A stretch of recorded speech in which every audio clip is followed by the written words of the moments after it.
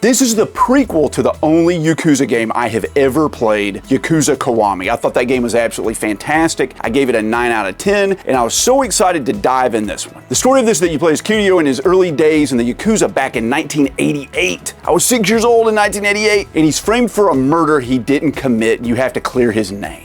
Now, the game's story, just like every other Yakuza game, is very serious and full of all sorts of internal Yakuza family politics. And this one has a real estate thing going on where there's this empty lot that's in the middle of like a high-priced area, and the Yakuza want to take over this area, and they can't because this small little like 10 by 10 lot is in the way, and no one knows who owns it, and they've got to buy it so they can build like a skyscraper there, okay? Now, we got family turmoil, organized crime, like friggin'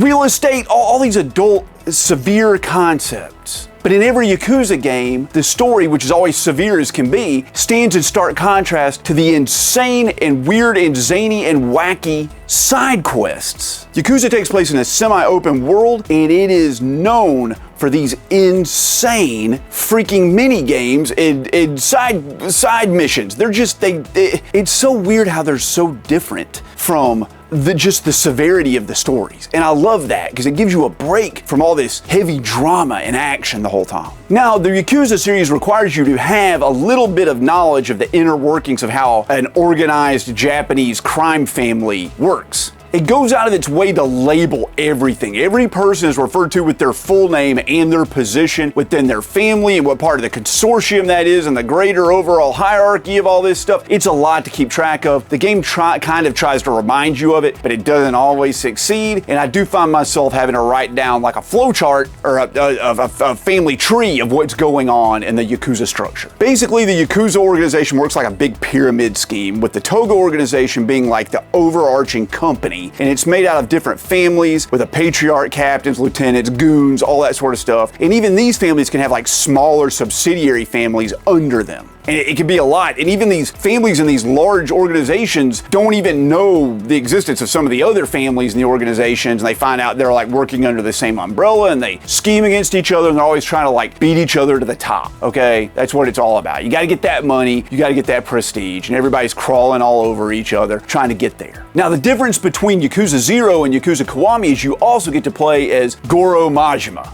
who's Kiryu's rival from the first game. And to me, he's a much more interesting character. And it's strange how dark his freaking origin story is compared to how like unbelievably silly he is in Yakuza Kiwami. He is like the comic relief without a doubt. And in this one, like, he went through torture and all this like terrible stuff and got kicked out of the Yakuza. Like, it is so dark about the situation he finds himself in at the beginning of this game. And I kind of loved it, and it made me respect him more for what he became later. Now, the stories of Kiryu and Majima, they go on simultaneously, and you flip back and forth between the different chapters, but the characters never really meet in the game at all. But they're both living the same story, and it's great to hear both sides of their tale. Now, Yakuza 0 and all the Yakuza games are a crime drama. They're just a crime drama, but at times they feel almost like a soap opera. They have these over-the-top and like contrived plot points, and there's like every section of every part of the story has like a twist to it. Like, it's always trying to keep you on your toes. And normally I don't like that, but in the Yakuza games, I love it. I love it. It keeps them so entertaining. It's something you need in a game that you're going to spend like 50 hours on, which, by the way, is like how much time I spent on this game. Now, as for the gameplay, it's an open world game, and it's like kind of like GTA, and it's set in 1988 Japan, like we mentioned. And you roam around the map going from story mission to story mission. And this map is pretty small. It's only semi-open world. It's just like a tiny region in like a GTA game. And I have to say, this map is recycled from Yakuza Kiwami. And that at first made me like upset because it felt like a cash grab, but with the amount of content they put in this game, I can't say it was a cash grab. It's not. Even though it does use the same setting, it's more nostalgic than it is cheap. Now, like I mentioned, there are tons of side missions and distractions. Seriously, like, side content is 80% of this game, and it is silly as hell. The story is like gravely serious, but the side missions, most of the stuff you're doing in this game is silly. So overall, this game feels really just zany and wacky the whole time. And then like there's this huge shift in mood when you go to a story mission. And I kind of enjoy that. You have pocket car racing. You got karaoke. There's collecting honest to God, softcore, real life filmed adult movie theater videos that you can watch at private theaters with live actors, right? Real girls filmed in real life were put into this game, okay? There's even like arcades full of classic Sega games like Space Harrier and Outrun and Hang On. It's so freaking cool. There's female bikini wrestling, mahjong, battling cages, even freaking more than that, even stuff I can't list. There are all these weird side missions where a guy's like trying to like hook up with as many women as he can, or this girl's in a panty selling underground crime ring. It's just so wacky and weird. It's just so crazy. That's what people love about Yakuza. That's what I love about Yakuza. The combat is just like brawling with combos and switchable fighting stances, and you're often like accosted by the thugs on the street, and beating them up grants you money, which you use to upgrade your fighting abilities and buy stuff like healing potions. I really love the mechanic of just using money to do everything. That's your XP, that is your, resources to buy new gear. I just love that idea. That way you're only grinding for one thing instead of two things. Although you don't really need to grind in this game. You just gotta get good, okay? It's not that hard, but it can get challenging at times. The story missions, especially the bosses, can be very challenging. So you need to make sure you're prepared before you dive into like these long assaults on like the rival Yakuza base or something like that. Luckily, you can easily upgrade, and that can make the game a lot more easy. Easily, you can do this and it makes it more easy. Yeah, of course, let's just use easy. It makes it easier, okay? The main thing to do is just make sure that your inventory is stocked full of healing supplies, okay? And then you just button mash your way through it, which I did sometimes and enjoyed just watching the spectacle of Kiryu and Majima just be total badasses. Now let's talk about some of the things I love in this game. I've only played one other Yakuza, and I kind of wish I hadn't waited because the new ones come out so fast, I don't think I'm ever gonna catch up with them.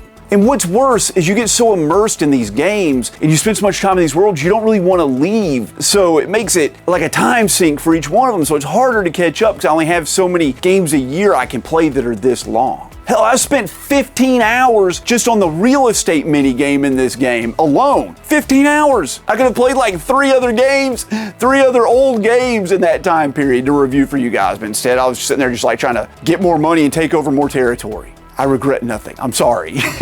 Now, this game is not perfect. It's very, very, very good. There are a few things I don't like about it. For example, the environments and a lot of the side events are reused from Yakuza Kiwami. It's the exact same map, like I said, and some things like the pocket car racing are pretty much exactly the same. It makes this game feel like a huge DLC. And I think, honestly, that's what the game was supposed to be. It was supposed to be a DLC to Kiwami, and it was just so expansive they made it its own standalone game, which is awesome. I'd rather have that. The game is so good, like I said, it feels more nostalgic to revisit this loved city that they like copy and pasted than it feels lazy. Another downside is that the story is so complicated, it's really easy to forget what's going on after you spend a couple of days like screwing around doing the mini games and stuff like that. It's crime drama, so of course there are twists and turns. I said it's like a soap opera. It's just the way it is. These are not games you need to like play a little bit and then take like a week or two off. You need to like go through them. So I played this game over the course of several months, and I ended up doing like the last 80% of it over the course of like 2 weeks. And playing it just steadily nonstop is the way to do it. You need to immerse yourself in this world, not just like throw a few hours into it here and there. This is a game you gotta like live. You gotta be a Yakuza for a little while you play this game, okay? You gotta be there with them. Yakuza 0 and the Yakuza franchise, great games with amazing characters, cool music, cool stories, great side missions. It's just like it's its own thing, and I love that about it. I intentionally dragged out my time with this game because I didn't want it to be over. It's one of the best games I've played this year. Yakuza 0, without a doubt, is a solid 9 out of 10. It is absolutely fantastic.